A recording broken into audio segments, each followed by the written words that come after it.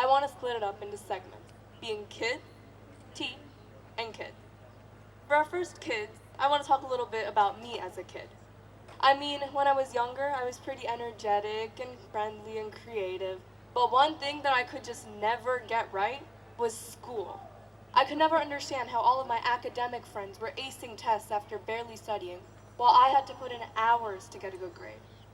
And while this made me very disappointed, there was one subject that would prove to be the death of me again and again and again. And I'm talking about none other than math. Lesson after lesson, when I finally thought I understood something, the teacher would bring up a new type of topic that we would be encountering in our dreaded tests. My dad, aware of my struggles, tried his best to help me understand whatever we were learning. However, although he had the best interests in mind, the study sessions he held were usually for the worst. His frustration that I couldn't understand his ancient methods of solving the problems, and my general hatred for math usually caused a clash. Bottom line, I did not learn anything from them.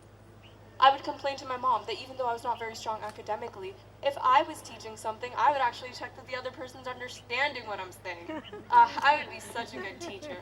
My mom naturally got fed up with my complaints, and she said, "If you think that you can teach so well, why don't you start now? Find a group of kids and help them with whatever they find challenging." This got me thinking, if I was to teach a group of kids, who would I even teach? All the kids who I know don't really need my help. I thought about this for a good week, and an idea finally occurred to me. I told my mom, why don't I teach kids who do not receive a quality education already? And so it began, which brings me on to my next segment, tea. Before the summer of 5th grade, in addition to the preparation for my annual trip to India, I called my grandparents living in Ahmedabad, and we discussed who I would teach, what I would teach, and where I would teach. We came to the conclusion that the most impactful yet convenient option was to teach the underprivileged kids living near my grandmother's house how to speak English in the backyard. As Gujarati is my first language, I had no problem communicating with these kids who only spoke Gujarati. And I felt that it's important to teach them English as it is the most international language, usually a common method of communication amongst two people who don't speak the same language. Nonetheless, at about the age of 9, managing 20 to 25 kids, some even my age, proved to be tedious. Proved to be tedious.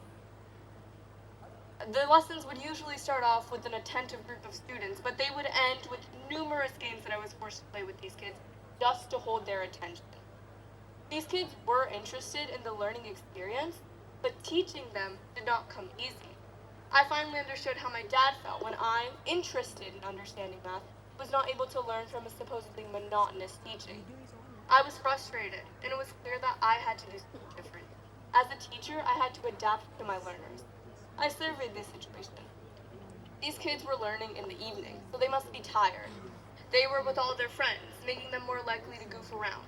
They were learning in the backyard, a place that one's mind would commonly associate with somewhere to play. Considering all the factors, I changed my method of teaching to make the learning experience more fun.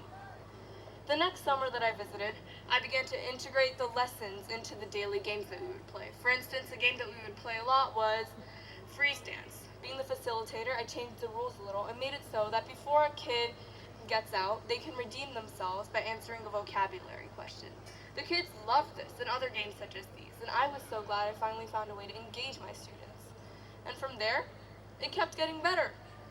After the students found out a way to really enjoy learning, they looked forward to seeing each other and seeing me every day. The classes became more organized. And through all of this, we started to become a family. And I think that what I learned from this is that in order to teach anybody anything, you must connect with them first, understand their strengths and weaknesses, customize your lesson to fit them the best. The closer you are with the learner, the better that they'll retain information. And as I am a kid who simply teaches kids, this worked out pretty well. Let's move on to the next segment, kids.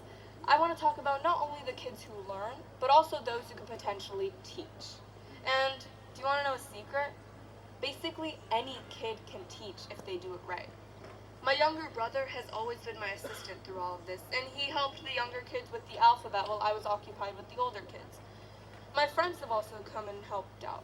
My friend Pavia from Birmingham, England had visited, and we taught the kids how to draw Christmas trees because it was Christmas Eve. Recently, my friend Sanvi came, and she taught the same batch of kids, yet independently. We're even making efforts to make this into more of an international project, tutoring students back home in Los Angeles. The fact that kids are now taking more of an initiative to teach kids is truly incredible. Kids who learn from people like themselves will be much more receptive. They will be able to understand subjects in new ways than what has already been presented to them, essentially expanding their boundaries. They will be learning from role models as they're willing to look up to kids who they can relate to. It's an amazing experience for the teachers as well. Believe me, when I started this out, one of the first things I taught to one of my students was the ABCs. And it took about 2 weeks, but when she was finally able to recite the order and the sound that each letter makes, I felt a surge of happiness, satisfaction, that I was finally able to teach her something which she was completely unfamiliar with about 2 weeks ago.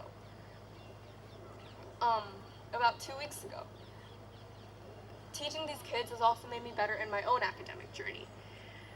Understanding the infrastructure of teaching has made me a better learner. I can definitely contribute my current good grades to the teaching which I have been doing. At the end of the day, I began to realize that as a teacher of these kids, I had taken on the job of a role model. I was not only responsible for teaching these kids English, but I also had the responsibility of teaching them how to set goals and work to achieve them. These kids are underprivileged, meaning that a lot of their time goes to contributions to the household, not enough time to think about their futures. I want to show these kids that the son or daughter of a maid does not have to grow up to be a maid, that anybody can pursue any career if they work hard enough.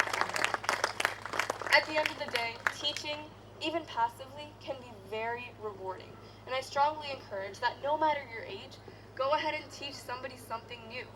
It could be learning your son's or daughter's curriculum and helping them with whatever they're finding challenging in school. Obviously, please don't make the same mistake that my dad did and at least try to understand how they learn. For all the kids watching this, go ahead and help your younger sibling with their math homework. If you have enough time, and gather up a group of kids and facilitate a reading club. I could go on. The possibilities are endless. After all, it is up to you. All that matters is that you try to make a difference in somebody's life consciously. Large scale or small scale. Before I leave you all today, I want you to really think of a world where, in addition to today's education, kids can teach kids. Thank you.